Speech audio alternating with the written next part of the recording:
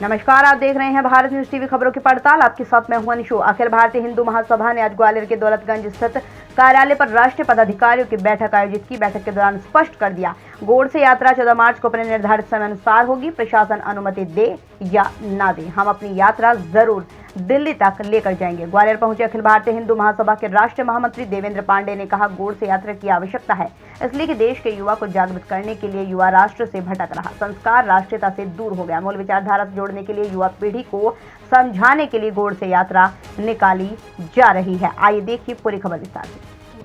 बता दें, पूरे देश के 18 राज्य के प्रतिनिधि इस यात्रा में शामिल हो रहे हैं। समर्थन में है। प्रशासन की मंजूरी की जरूरत नहीं, क्योंकि हम देश के मालिक हैं। मालिक को नौकर से परमिशन लेने की जरूरत नहीं है।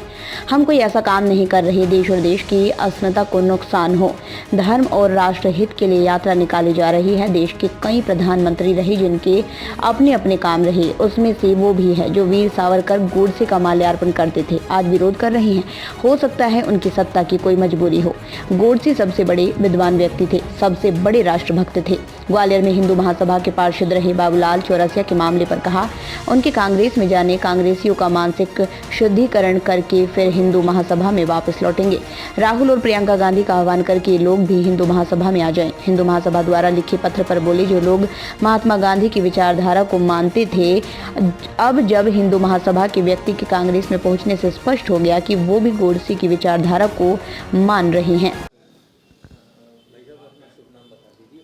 देवेंद्र पांडे, हिंदू महासभा का राष्ट्रीय महासचिव।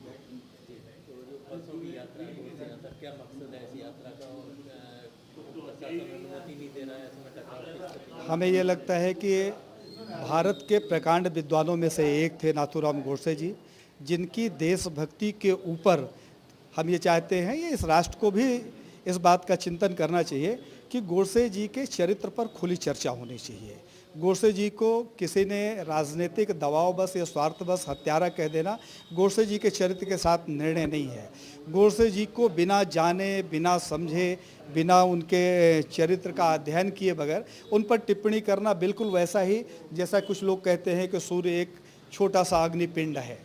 तो मुझे लगता है कि गोडसे जी के विचारों को इस राष्ट्र के जन जन तक पहुंचाने के लिए सबसे सहज माध्यम ये था कि हम यहाँ से एक यात्रा लेके निकलते, दिल्ली तक जाते और गोडसे जी के विचारों के साहित्य को वितरित करते हुए, उनके उपदेशों के ऊपर हम चर्चा करते हुए और ग्वालियर से लेकर दिल्ली तक जब जाएंगे तो हजारों लाखों लोगों तक उनके विचार आसानी से पहुँच जाएंगे। प्रशासन की अनुमति की आवश्यकता नहीं है। प्रशासन तनख्वाह पर चलने वाले लोग हैं, ये जिनको तनख्वाह मिलती है, चाहे वो सरकार में बैठे हुए लोग हों या प्रशासन में बैठे लोग हों, जो तनख्वाह लेता है वो नौकर होता है और हम लोग इस देश के मालिक हैं।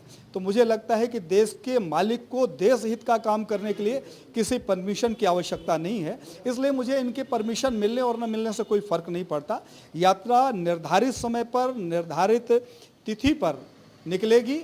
हाँ, थोड़ा सा चेंजिंग अभी ज़रूर किया है हम लोगों ने यहाँ बैठकर कि पूरे राष्ट्र के 17-18 राज्यों से जो यात्रा निकलनी थी, तो वो अपने अपने राज्य से लेकर बहुत से लोग सीधे दिल्ली जाएंगे, बहुत से लोग यहाँ यात्रा के निर्धारित स्थान पर शामिल होंगे और बहुत से ज़िले ऐसे हैं जो अपने अपने ज़िले से निकलकर दिल्ली जाने की प्लानिंग कर रहे हैं।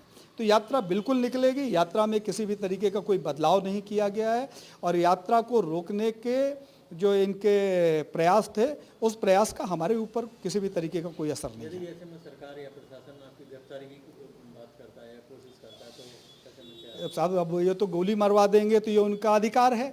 याकूब मेनन को जब फांसी हुई थी बॉम्बे बम ब्लास्ट वाले को, जिसने पूरे देश को हिला दिया था, तो उस समय कोर्ट का आदेश था कि इसके परिजनों को इसकी डेड बॉडी नहीं सौंपी जाए।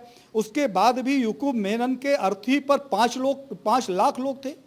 एक आतंकवादी के जनाजे पे 5 लाख लोग शामिल होते हैं। उस समय तो सरकारें थी, उनको ये नहीं समझ में आता था कि जो 5 लाख लोग यहाँ खड़े हैं रोड पे, ये एक आतंकवादी के समर्थन पे हैं। तो सरकार बिल्कुल स्वतंत्र है। सरकार को ये लगता है कि देशभक्तों के ऊपर गोली बरसाना चाहिए तो 14 तारीख को उन्हें इंतजार नहीं करना चाहिए, उन्हें तो आज ही अपनी बंदूक निकालना चाहिए और देवेंद्र पांडे से शुरुआत करें। उसके लिए कहीं मनाही नहीं है। हम लोग राष्ट्रभक्त लोग हैं और राष्ट्र के हित के लिए अपने प्राण निछावर करने के लिए 1 सेकंड का भी मन में मलाल नहीं हो और न किसी भी तरीके का भय है। जो यात्रा निर्धारित है वो यात्रा निर्धारित तौर पर निकलेगी, क्योंकि इस राष्ट्र को जागृत करना, इस राष्ट्र को फिर न खंडित होने देना हमारा संकल्प है। इस राष्ट्र के जो टुकड़े टुकड़े हो रहे हैं, इस राष्ट्र में जो उपद्रव हो रहे हैं, यहाँ जो आतताई ताकतें बढ़ रही हैं, तो आतंक और आतंकी मुक्त राष्ट्र हम चाहते हैं, एक सबल और सक्षम राष्ट्र चाहते हैं। तो उसके लिए गोडसे जी के और सावरकर जी के विचार को जन जन तक पहुंचाना होगा। सरकार को तो खुश होना चाहिए कि जो काम सरकार नहीं कर पा रही वो हिंदू महासभा कर रही है। अगर वो इस रास्ते पर रोड़ा अटकाते हैं तो निश्चित तौर पर ये उनका निजी मसला है, इसके लिए वो स्वतंत्र हैं, उन्हें जो मर्जी हो वो करें।